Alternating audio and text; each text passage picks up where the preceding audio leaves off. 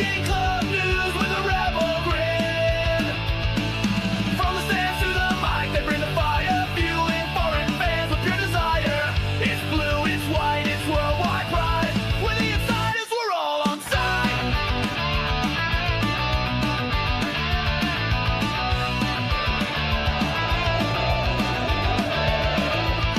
Every chant, every kick, every rise and fall, we follow it all. We're answering the call. Malaga insiders plug us in. Breaking club news with a rebel grin. From the stands to the mic, they bring the fire, fueling foreign fans with pure desire. It's blue, it's white, it's worldwide pride. We're the insiders, we're all on side. Welcome to a brand new episode of the Malaga Insiders. And I start today by saying, we lost the battle, but not the war. Malaga lost at home against Castellón. And we will discuss that, the news, and the upcoming match against Eibar in today's episode. I'm not alone, I'm joined by Paul. Hi, Paul. Good evening, Chris. How are you doing? I'm doing very well. Good. Good to hear. A bit annoyed by the result, but losses happen, and yeah, sucks a bit. But I think we we all go feel on. the same. Yep. Yeah, and I'm joined by Tonie. Welcome, Tonie. Hello, guys. Back another week. Back another week. Yeah, how disappointed are we? Yeah, quite disappointed, to be honest. Ruined my Yeah, whole very. weekend. Yeah. I didn't want to know anything of football until this afternoon. Basically, I didn't watch anything. Nothing. I've avoided social media for the whole week so far, but today I couldn't escape. Yes, I had to make the agenda. Yeah, kind of similar. I did watch the Champions League game yesterday for work and also for pleasure, what was not a bad game, to be honest. But it's not as nice watching football when your own team lost, so I only could enjoy half of it. Yeah, sucks a bit. Yeah. Well, let's dive into it before I get even more annoyed. On goal, Alfonso Herrero. Puga started. Einar back in the lineup. Chupe, Joaquin, Doutor, Murillo, Nino, Isa Merino, Rafita, and Aaron Ochoa. That was the starting 11 for Malaga. Are we surprised? Maybe Einar being back? Yeah, I was a little bit surprised. Me and Callum discussed it last week. Would you change? Because Einar obviously played against Almeria again, but we said like better keep the defense as it was because it was not that bad, and obviously it didn't work. Yeah, agreed. Yeah. I don't know if it's Einar's mistake or not, or whose No, mistake it's it was. not all of Einar, but it was not his strongest game of the season so far. It was maybe his weakest game. Maybe. I think it's hard to come back in a team that has been Yeah. performing well after 2 months of not being able to play a match. It has to be a bit with his physical state probably, and probably a bit with another few. I don't know. I mean, he misses the rhythm, doesn't he? It's a tough game to come in because Castellón's front three is really quick, really mobile, and then Einar is not the quickest player. So, yeah, maybe it was not the best game for him to start after his period. Even though he's a quality defender and he showed it this season that he has the quality, but last weekend it was not it. Yeah. Any other changes you would have made, Paul? I'm surprised he went with Nino and Chupe up front because for me that's never really worked having the two up there. Certainly from the start of a game. I would have probably played Lobetti, to be honest, instead of Nino, and But brought Lopez Nino on. also didn't show much, did he? The past few matches he played. I think Nino and Chupe just keep getting not getting each other's way, but they don't really. They should work together, but they don't for some reason. I have one more thing about the lineup I want to mention as well. No. Okay, Oh. go ahead. It's about Joaquin. I don't like him on the right wing. I Right. think he's very effective on the left, but on the right it's just not it. He's not as good, I think, on the left as on the Yeah, left. On the left, he's a with, quality player. with La Rubia missing, you don't have Yeah. much options, do you? No, And that's but probably also the reason why he started with Nino and Nino. Chupe. Yeah. there was no midfield neither, except for Dottore Merino. Yeah. I think everything looked fine in the 15 first minutes. Mhm. Malaga was the one having the ball, attacking, being the more dangerous side, and was rewarded with a penalty, which was made, of course, by Chupe. Well, before that, Joaquin missed an open goal, didn't he? He put it over. Yeah. We could have been 7 minutes in. We could have been a really good start. Yeah. Then after 27 minutes, it was Castellón Alex Calatrava with his first of the night. Let's say that. After an assist from Sipenga, then after 69 minutes, unfortunately, Castellón got the lead. Calatrava again, his second of the night, and he even scored a third in the 75th minute. From a free kick, the ball gets on his head, and he heads it in past Alfonso Herrero.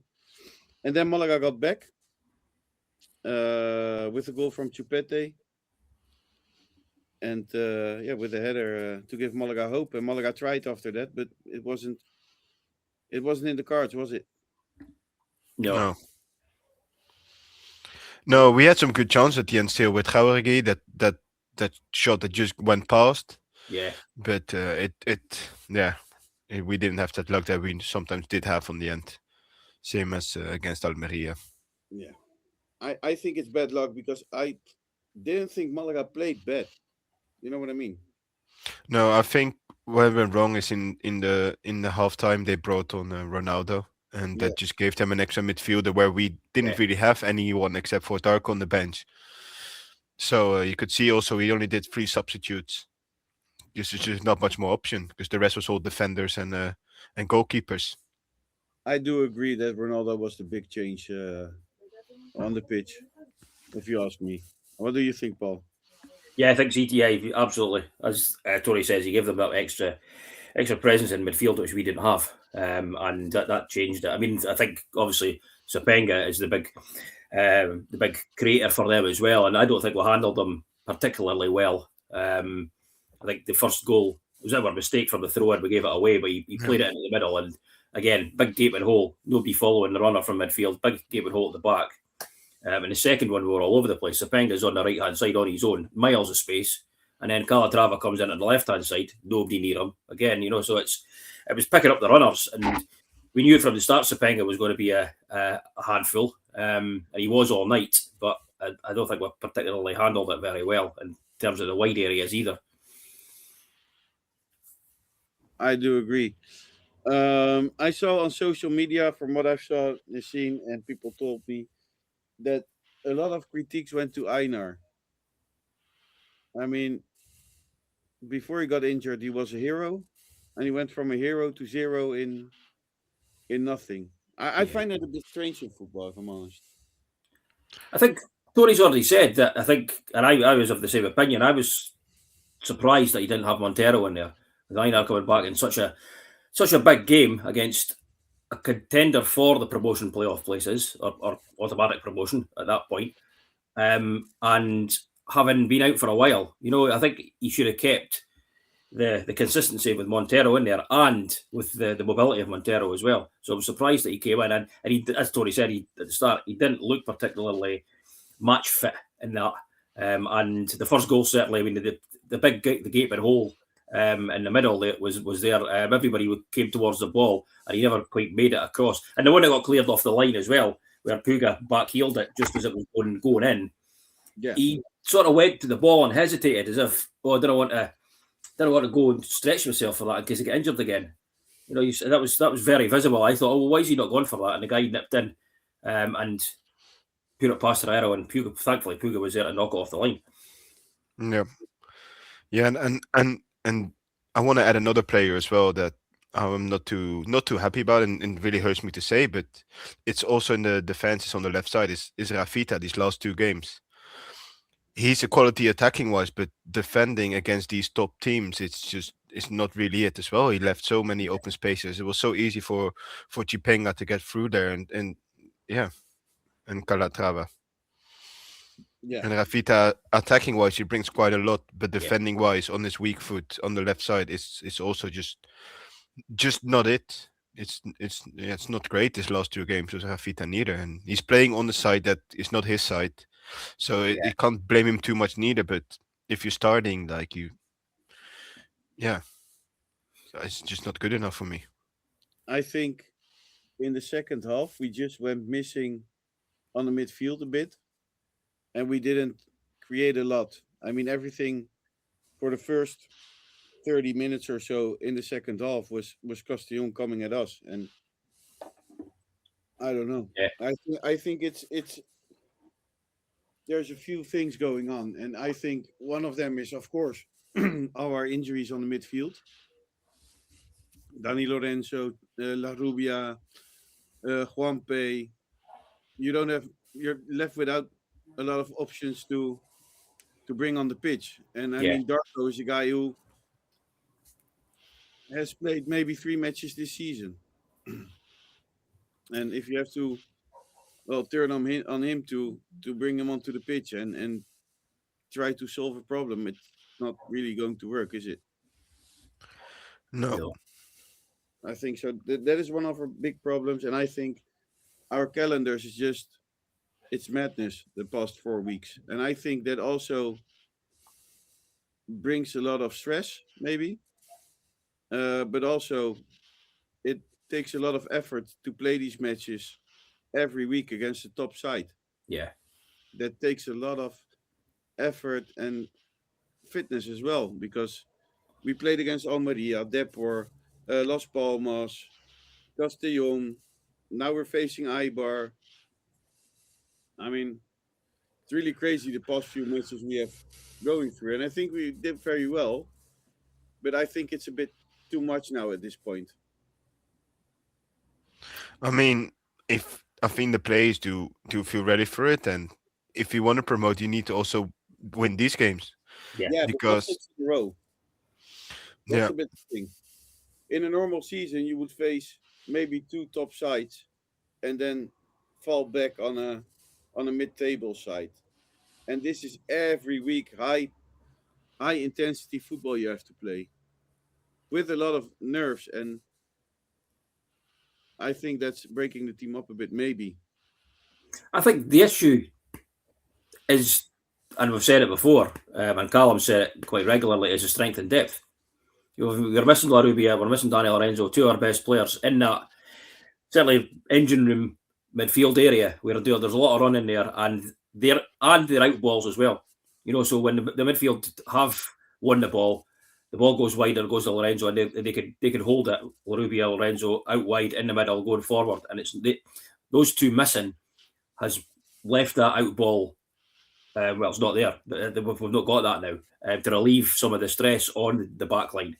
And I think it was pretty obvious, as you said there, Chris. It was second half. The first 20 minutes was Castellón just running at us, basically. Although we had a couple of, Aaron had a couple of shots at goal with the keeper saved. But other than that, it was not backs to the wall, but they were really good for us. And that's two big players out at a crucial point in the season where we're playing all these promotion rivals. So if we'd have had them in the team, and it's all ifs and buts, but if we'd have had them, would it have been any different?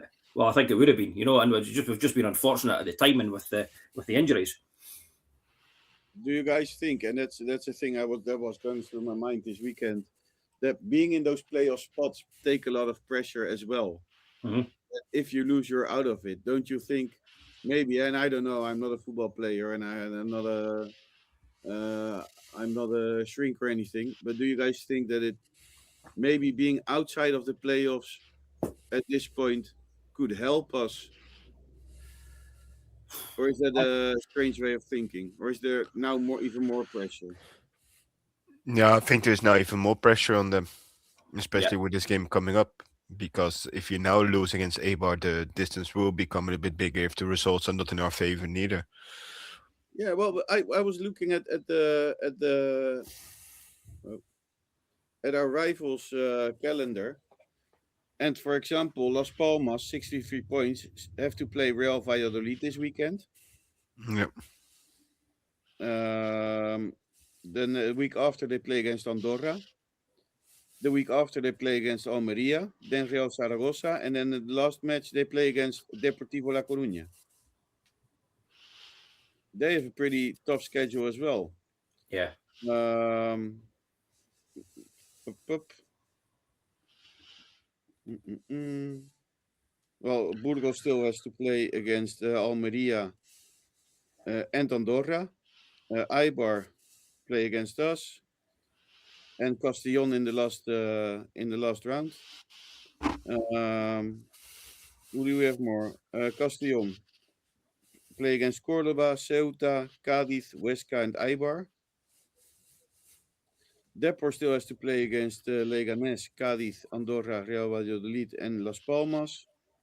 And I don't think we have to look at Almeria, what's left of their season. Yeah. Because they are with 65 points or 67 points, so they're 7 points away. I mean, there's still options. We need to win at least 3 out of the 5 games minimum. Yeah. That was what I was going to Minimum. say. Mhm. We need to And beat then- Eibar, I think. Remember, we've got to go across the water to Ceuta as well. That's not going to be easy. No, that is a very difficult stadium. And we still have Racing at home Racing. Yeah. Yeah. and Okay. Zaragoza away. Yeah. Is it easy? No, but is it possible? Yeah, I think so. Oh, it's always Yeah. possible. 100%. I don't think, especially like we promoted in the 122 minute to Segunda. I don't think anything is impossible until like it's literally impossible, like point wise. For the rest, we can still do anything. Yeah. I think Let's direct look at promotion is difficult, but playoffs should definitely be possible still. Yeah. Let's look at the results this weekend. Our opponent Eibar won 3-0 away at Albacete. Real Valladolid won against Real Sociedad B. Burgos drew against Depor 1-1. Malaga lost against Castellón 2-3. Córdoba won against Sporting. Granada lost 2-4 against Almeria. Mirandés, Cultural Leonesa 2-1. And then probably the most crazy match this weekend was Huesca against Real Zaragoza, where goalkeeper Andrade got sent off with a red card and then punched the player from Huesca. And I've heard that he has a sanction of 13 matches. 13 games. Yeah. Yeah, 13 13. games. And I still think that's too little. Yeah. Yeah. Well, yes. He did come out and give a quite sincere apology on the TV, if you saw that. Yeah, I saw it. Yeah. I mean, how much got who else in football history? Cantona did something similar, didn't he?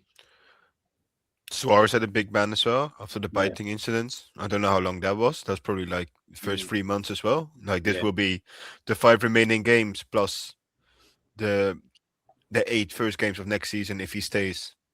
Yeah. So Yeah. That's Leganés lost 0-4 against Andorra. Andorra's on a run, eh? yeah. Yeah. Yeah. Yeah. Mhm. Ceuta drew 0-0 against Racing. And Cádiz lost 1-2 against Las Palmas. That leaves the table with Racing 69 points, Almeria 67, Depor 65, Castellón 64, Las Palmas 63, Burgos 61, Eibar 61, and Malaga 60 points. So yeah, we're 8th on the table. We need to gain 2 spots, but the difference between us and the number 5 is 3 points. So next Yeah. weekend is going to be very, very important. At the bottom of the table, Cultural Leonesa has 32 points. Real Zaragoza has 35. Mirandés has 36. And Huesca have 36. And Cádiz is there with 38.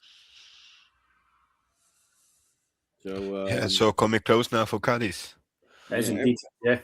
everything can still happen, guys.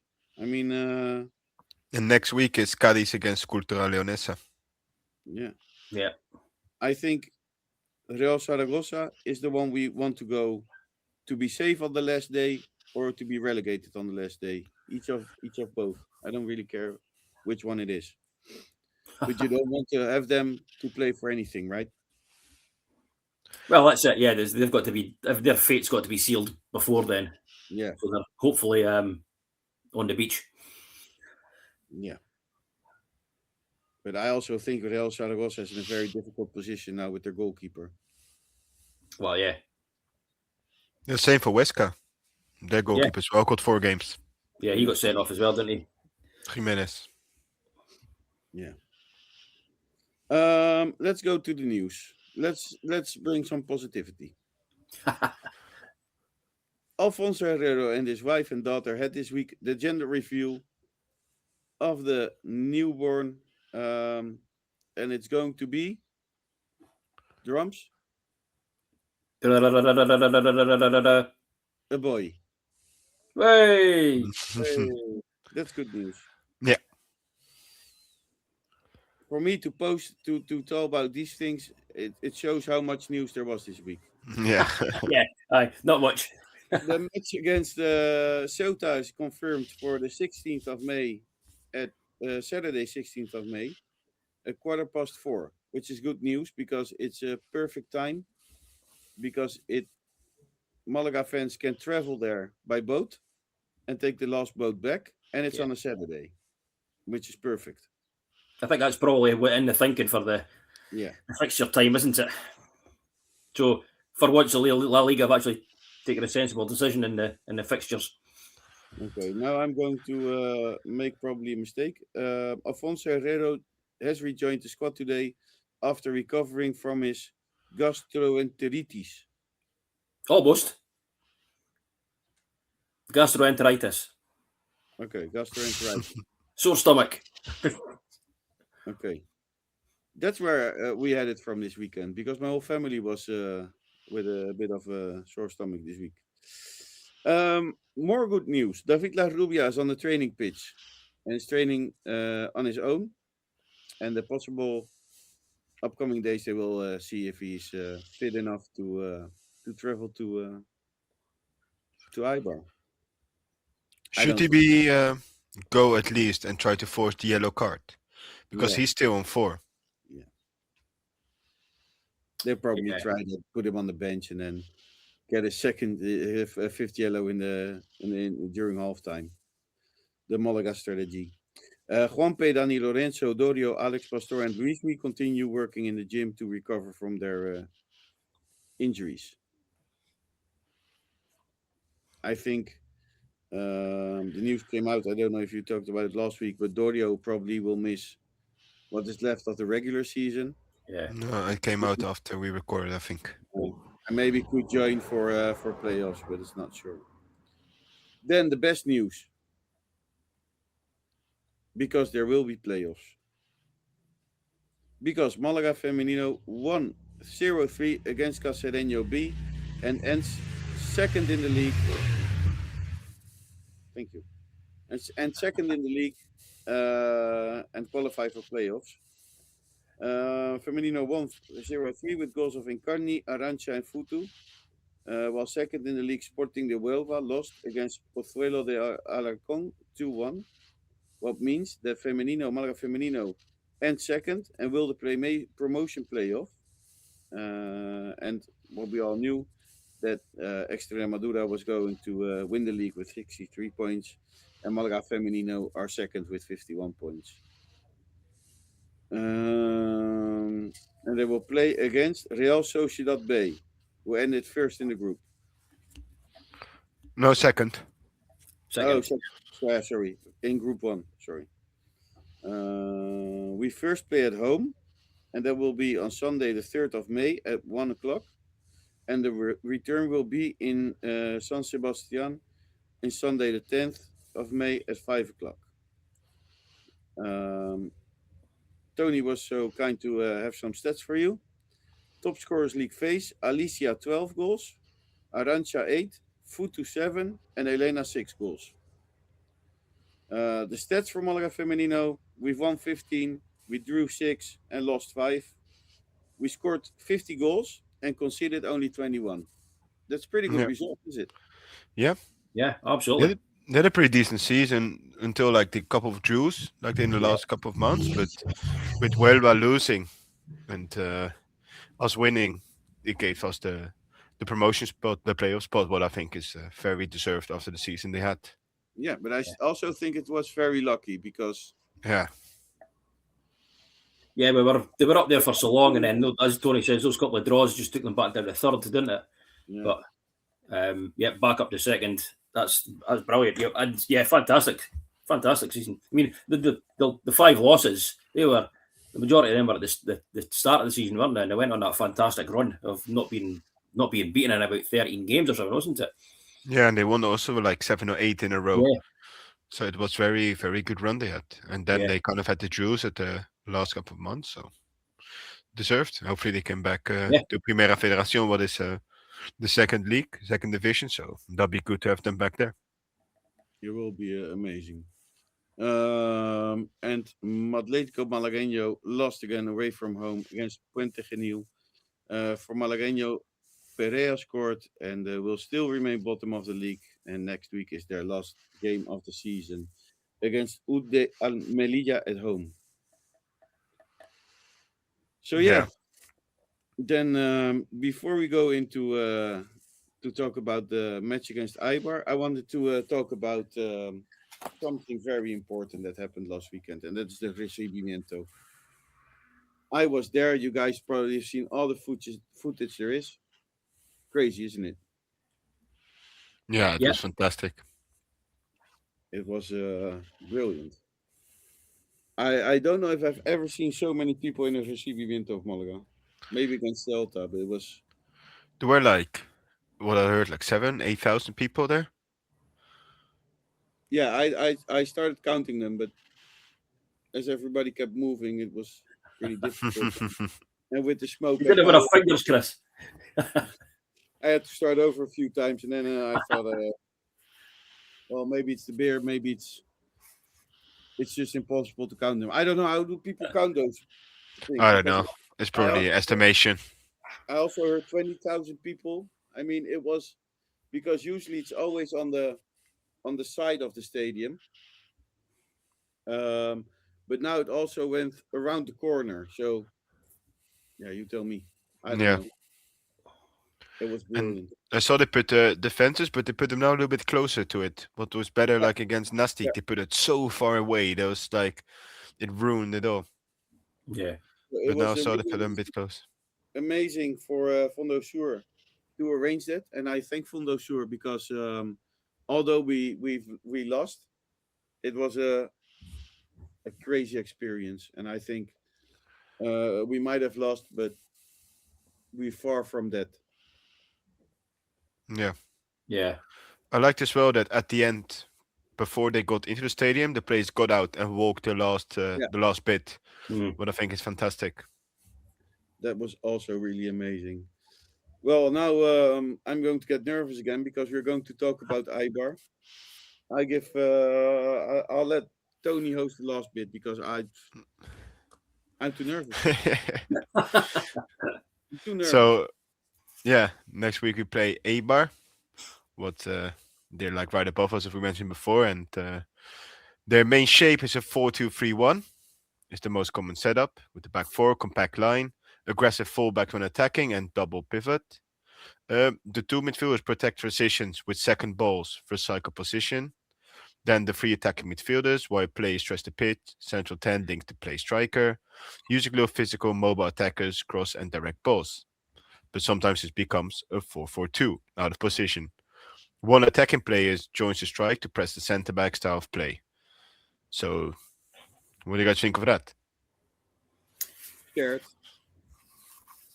Did Yeah. anyone of you saw them play?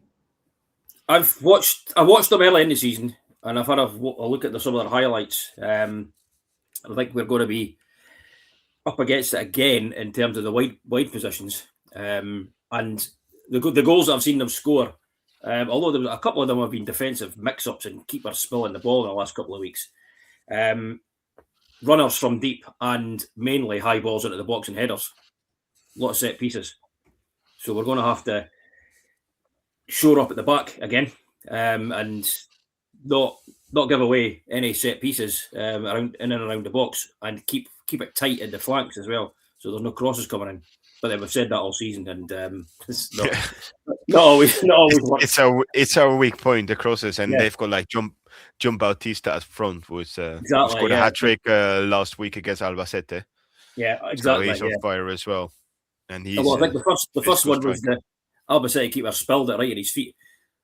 So, but yeah, the other two were one of them was a header, and I think the other one was actually a decent finish as well from the edge of the box.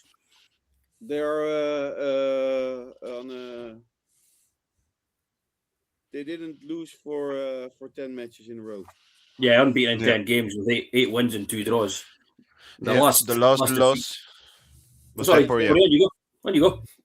Yeah, the last loss was Deportivo, 21st of February. And before that, the second last loss was the 10th of January against Burgos away. For the rest, they won or drew all the games this year. Yeah, so they're going on a good run. I mean, I was having a look at the results and obviously I was watching some of their games, but some of the teams have been playing. Albacete, Huesca, Eibar, good result against Ceuta, a bit Larry Albi, Leganés, Cadiz. So they've not been playing teams that are up at the top end of the table for their wins, but it's a good run. But every run has come to an end, right? Exactly. Yes. So, and I think 10 matches is enough for a run. Yeah, exactly. I mean, let's be honest. I don't see them win another match. Let them lose. Please. Hopefully, that'll give us a bit of hope for going above them. But I mean, I think I said this to Callum a couple of weeks ago, that when we were in that top 6 and in the 7th place, between 7th and 8th, there was a bit of a gap. But since then, with Eibar, they've just been creeping up, going about their business, winning their games, and that's them now. It's made it an 8-team battle for the promotion and the playoff places. And yeah, fair play to them. They've got the results, and they're now in that position. Yeah. Their top scorer is Javi Marton. Yeah, with 12 goals. Jupe has more goals. Just wanted to say it. Any other names we know in their squad? The boy Corpas, he's the main provider, the winger boy. Arbilla as well, quality defender, centre back. Yeah, he scored a couple, hasn't he, from set plays and stuff? Yeah, 4 goals. Yeah. Who else? Not really someone to talk about, actually. I mean, they have Javi Martinez, who comes from Osasuna Academy. But Yeah. I don't know him that much. Madariaga, who scored 3 goals with his Eibar Academy, I think, as well. Victoria. But for the rest, I can't really see too many. Alex Garrido, but he's not really been playing, has he? That much. I think he's been. Oh no, he has been playing. Sorry, yeah. Also Coain. I forgot. I don't know how to pronounce his name. They only have one injury, and that is Peru. Yeah. He's the only injury they got. So I think that Eibar always has a team which is always difficult to play against. It's always a well balanced rival to play against. I mean, their squad is pretty well balanced, but nothing really special. But it always seems to work. Yeah, I think if we can get past their high press and get forward quickly, we could be okay. I mean, if you look at Almeria, for example, they have Bautista. I mean, they really have an outstanding team. If you look at Depor, for example, the same. But they're not. Yeah, Eibar's just a well balanced team or something. solid. Yeah, It's solid, and they always figure a way to get that. What should Malaga do? win. Yeah, Simple as that. that was the Malaga Insiders for this week. Thank you for listening. Loads of insight there. Yeah. That's your inside information. Win. What do we do? How do we get that win? Well, I think, as I said, I think we've got to beat their high press, and we're good at that. We're good at getting the ball, moving it around, and beating the press. But I think once we get it out the press deep, we need to go quicker to the wings or up to Yep. Chupo. Because there's going to be space in behind, I think, in the wide areas to exploit. But then that comes back to your point earlier, Tonie, having Joaquin on the right instead of the left. You know, and we better switching him to the left and having somebody out right, somebody different. But it's that's I think that's a game plan for me. But we need to be quicker in transition. And this game, for example, I would have played Einar, because this is a team that Basque football as well, where he's from. Yeah. Strong strikers. He does that well. But yeah, I don't know. Like, would you continue playing him now, or would you put back in Montero? What will also hurt his confidence if you do that now. Yeah, But exactly. also, so that's kind of like a difficult position to be in for now for Funes, and also with Rafita, we keep him on the left as left back, or do we go now because he hasn't had 2 good games, like is said, and I love Rafita. What he's done this season is incredible. It's like coming from a Malagueño and drumming down the doors of the first team like this and performing how he performed most of the season. But I think these last 2 games really, have me a little bit doubts on him on the left side, not on the right. But on the right, of course, we have Puga, what is untouchable for me. So he's really good. Yeah. Do you bring in Danny Sanchez again? Because I do like Danny Sanchez, but he's not really there neither this season. And Victor Garcia is the same. Yeah. I think that's for me the biggest questions, like the left side of the defense. What do we do with that? Do we put Murillo there and play Einar Montero in the middle? And Einar. Yeah. I'm not sure if that's the best option. No, because they're both left-footed as well. Yeah. What do we do with Einar? Yeah, I think it's difficult. I would play Montero, to be honest, now, especially after last week. I just did not seem fit enough, and Montero has been not playing too bad the last week, so I don't know. Yeah, it's a difficult one, isn't it? Last week I said I didn't mind. I like both of them, but after this performance of Einar, it showed me some doubts. Like it's a long injury, 2 months out of the competition. So, and in a crucial moment now where everyone needs to be there, it's no more like he can come back later. No, it's now or next season. Yeah. But do you use? I don't know. Do you use Einar for his height against Bautista? That's the dilemma, isn't it? Yeah. Here comes my next question. What do we do with Nino? Will it be Chupe Nino again? Or would you go with Lobete, who hasn't shown anything in the past 6 months?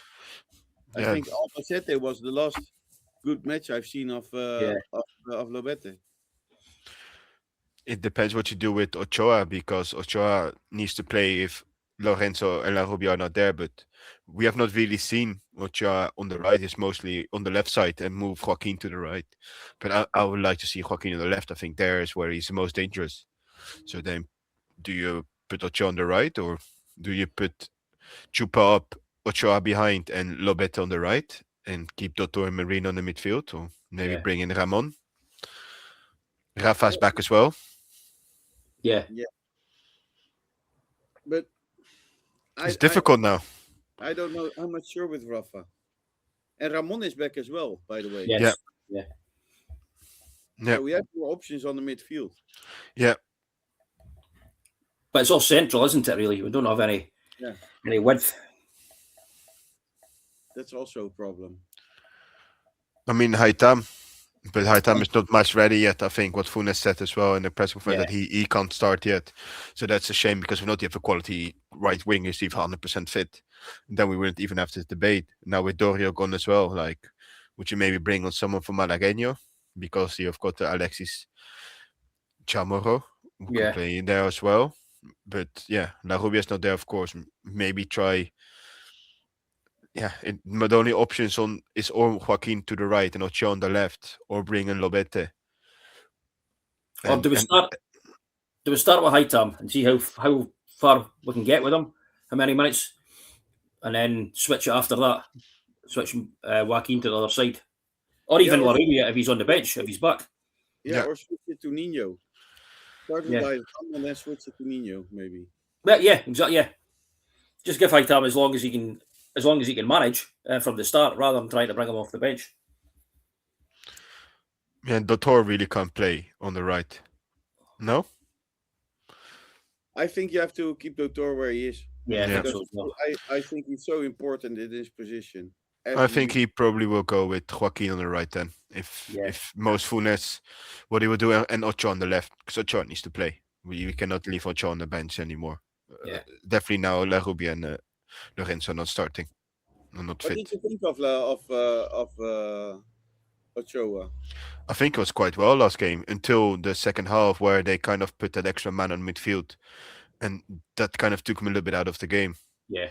Because we didn't really have much more the choice neither. So, but I think the first half I liked him. I think he's been having a few good games now. Against Almeria, he came in very well. Mm-hmm. So, yeah.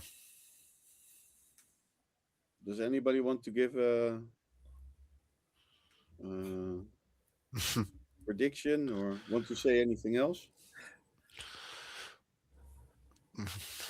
I don't know. I mean, as I say, I'll watch some of the highlights, and they've scored a few goals, but they conceded a couple of goals as well, and they conceded a lot of chances as well in the games I've took a look at. So, I'm optimistic that we can still get a result up there.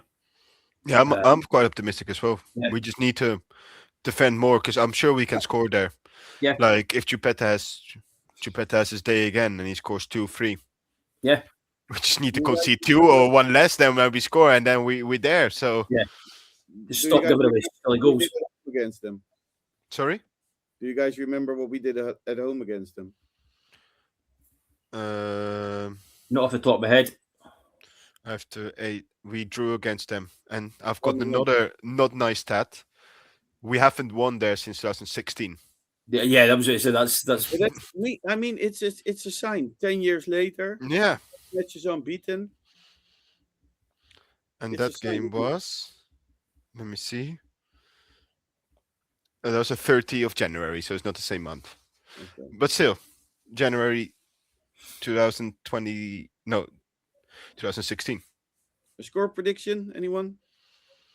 I'm not going to give any prediction. 1 more than they score. That's my score prediction.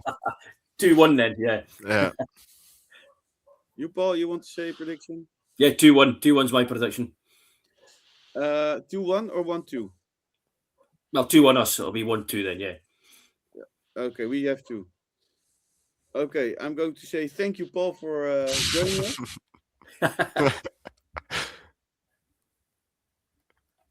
Thank you, Paul, for joining us. Is that us done, is it? No culture this week? No, we don't do anything. Okay. Too many nerves now in play. That's it, yeah. No culture because we're still nervous about the weekend. Yeah. And we're going to make somebody very proud this week. Yeah. I'm going to say thank you, Paul, for joining. Thank you, Chris, again. Thank you, Tonie, for joining. Thank you. And Joe, this one is for you. Look at the time. We calculated it 45 minutes. This one is for you. Thank you, everyone, for listening again. Don't forget to like, subscribe, and any other things people with podcasts ask you to do. I have to keep it within the 45 minutes, so I'm going to end this podcast with a big fat Vamos Malaga and a big fat Si se puede. We'll be back next week. Thank you for listening and watching.